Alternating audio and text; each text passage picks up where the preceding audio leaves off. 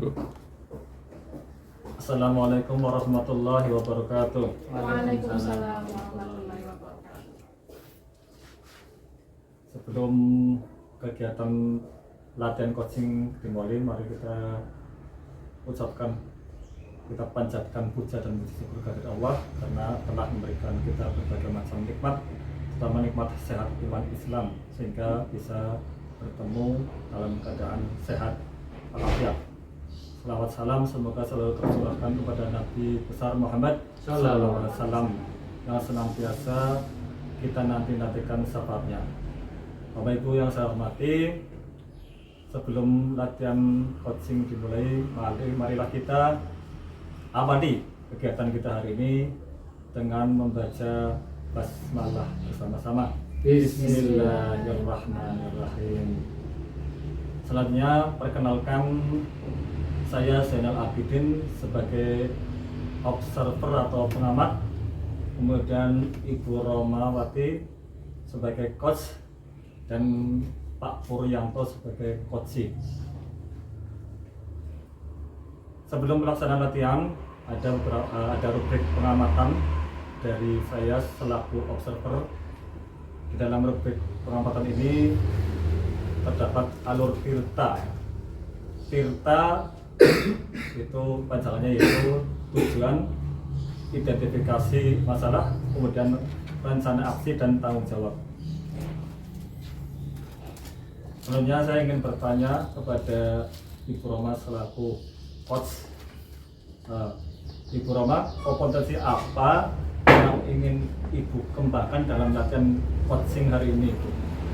Pada kegiatan coaching hari ini, kompetensi yang ingin saya kembangkan yaitu kehadiran penuh, menjadi pendengar aktif, dan mengajukan pertanyaan yang berbobot. Iya, baik Ibu Roma. Ada tiga kompetensi yang ingin dikembangkan. Dari ketiga kompetensi coaching tadi, kompetensi mana yang ingin spesifik untuk diobservasi? Untuk kompetensi coaching yang spesifik ingin saya kembangkan yaitu menjadi pendengar aktif. Oh ya, baik. Menjadi pendengar aktif ya Bu. Ya, jadi untuk menjadi pendengar aktif itu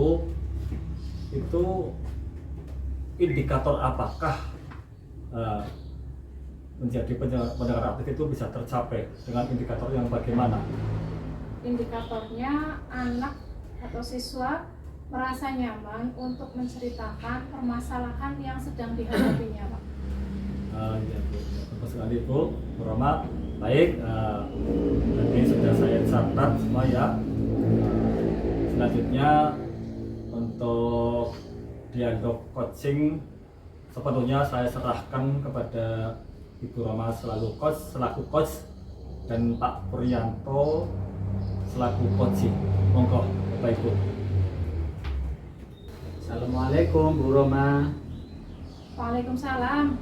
Hei Puryanto, bagaimana kabar kamu hari ini? Alhamdulillah baik, sehat, berkat doa dari Bu Roma. Oh iya, hari ini Ibu ingin mengobrol dengan kamu, mungkin cukup lama. Kira-kira mengganggu aktivitasmu tidak ya? Oh, tidak Ibu, silakan. Ada apa ya Bu? Mengobrol saja, soalnya kita sudah lama tidak mengobrol. Akhir-akhir ini Ibu perhatikan kamu selalu menyendiri apabila berada di kelas. Kenapa? Begini Bu, sebenarnya saya juga ingin berbicara dengan Ibu dari jauh-jauh hari, tapi saya malu.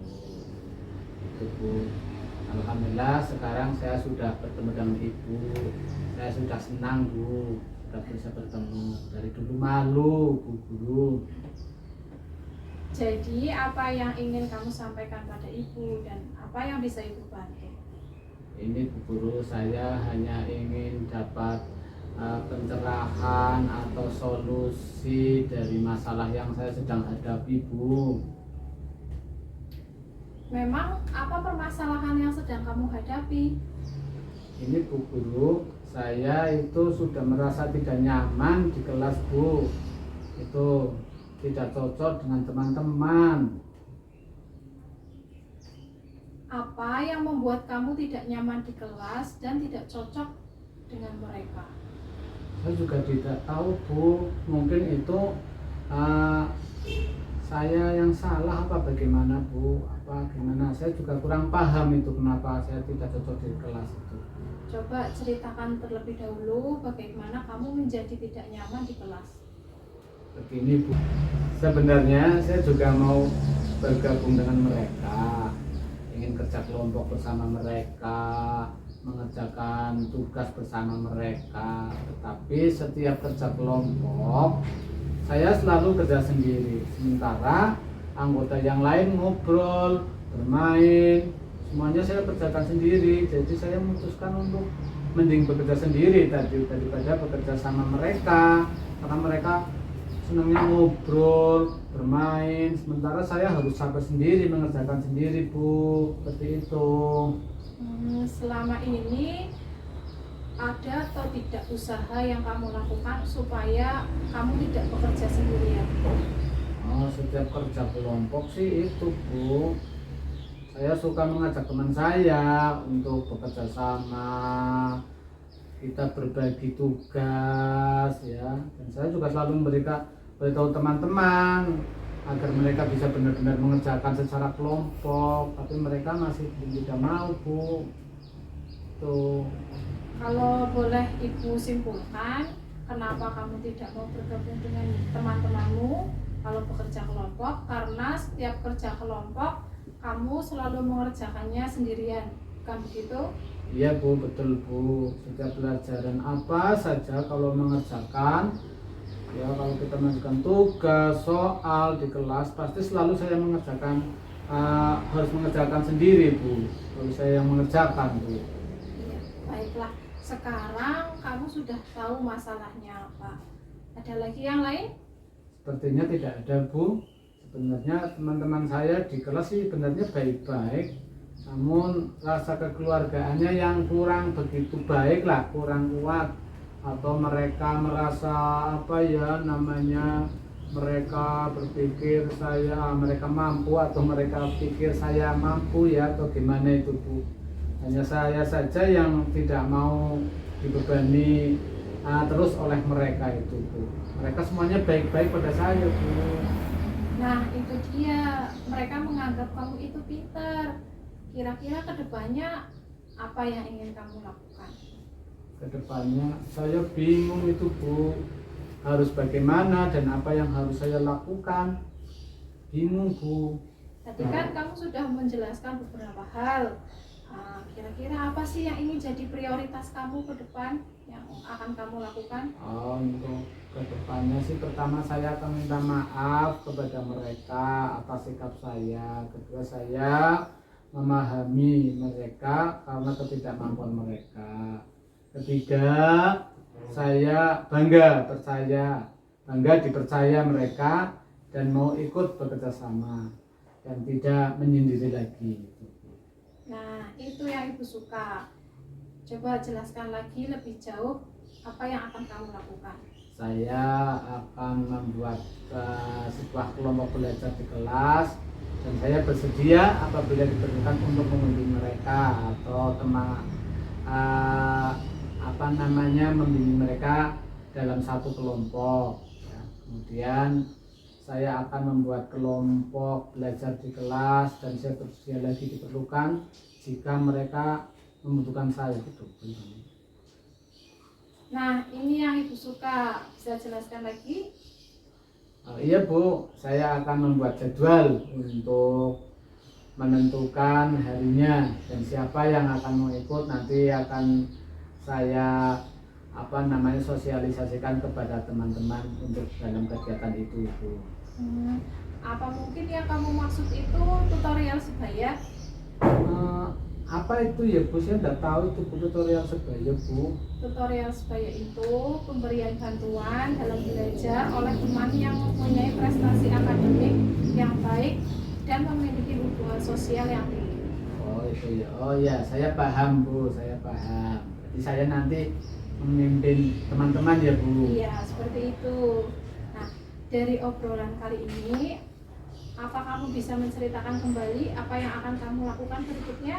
Oh iya, nanti saya akan bergabung dengan teman-teman dan bekerja sama belajar kelompok, dan saya akan membuat tutor sebaya yang seperti Ibu sebutkan tadi. Dan nanti akan memilih teman siapa saja, tidak harus saya yang merasa mampu untuk menjadi tutor sebaya Bu. Ya, Ibu suka dengan apa yang kamu capai dalam perbincangan kali ini. Lalu komitmen apa yang kamu jalankan dengan rencana ini? Komitmennya nanti selepas dari sini saya akan menemui teman-teman saya di kelas dan akan mengungkapkan kegiatan yang akan saya rencanakan nanti. Siapa yang akan membantu kamu menjalankan komitmenmu? Nanti yang akan membantu saya akan meminta bantuan teman-teman untuk mengingatkan dan membantu saya dalam menjalankan komitmen saya. Itu baru hebat, kamu pasti bisa. Oke, terima kasih Ibu. Sekarang saya sudah merasa lega dan semoga saya dapat bekerja sama dengan teman-teman lagi tanpa ada beban atau tanpa ada keraguan lagi. Ya, sama-sama. Terima kasih. Ya, demikian latihan coaching yang sudah dilakukan oleh Bu Roma selaku coach dan Pak Puryanto selaku coaching. Nah, dari praktek latihan tadi ada evaluasi coaching secara garis besar. Alur tinta itu tadi dalam praktek tadi itu sudah tampak, yaitu dari tujuannya sudah ada, kemudian identifikasi, rencana, aksi dan tanggung jawabnya sudah masuk semua. Kemudian di sana tadi dikatakan coach ingin mengembangkan kompetensi, yaitu menjadi pendengar aktif ya. Nah, di sana sudah tampak menjadi pendengar aktif ya.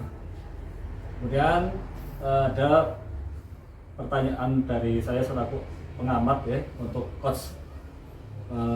Pertanyaan saya yaitu setelah melakukan coaching hari ini, apa yang menjadi indikator ketercapaian pengembangan kompetensi menjadi pendengar aktif Ibu Roma? Menurut saya, indikator ketercapaian pengembangan pendengar aktif yaitu terciptanya suasana yang nyaman sehingga anak atau siswa dapat terbuka dalam menceritakan permasalahannya. Begitu ya. Ya, jadi indikatornya yaitu tercipta suasana yang nyaman bagi anak itu. Jadi anak tidak sungkan untuk menceritakan masalahnya kepada gurunya, begitu ya Bu. Iya, Pak. Kemudian untuk praktek coaching yang akan datang itu kompetensi apa lagi yang ingin Ibu kembangkan berdasarkan pengalaman praktek hari ini Bu? Untuk kompetensi yang ingin saya kembangkan lagi yaitu kehadiran penuh dan membuat pertanyaan yang berbobot Pak, yang akan saya kembangkan lagi. Iya, baik Bu Roma. Jadi untuk coaching selanjutnya Bu Roma ini ingin mengembangkan keterampilan untuk membuat pertanyaan yang berbobot dan juga kehadiran penuh. Ya, terima kasih kepada Ibu Roma selaku coach dan Pak Puryanto sebagai coach. Baik, untuk latihan coaching hari ini saya cukupkan sekian saja. Terima kasih. Wassalamualaikum warahmatullahi wabarakatuh. Waalaikumsalam warahmatullahi wabarakatuh.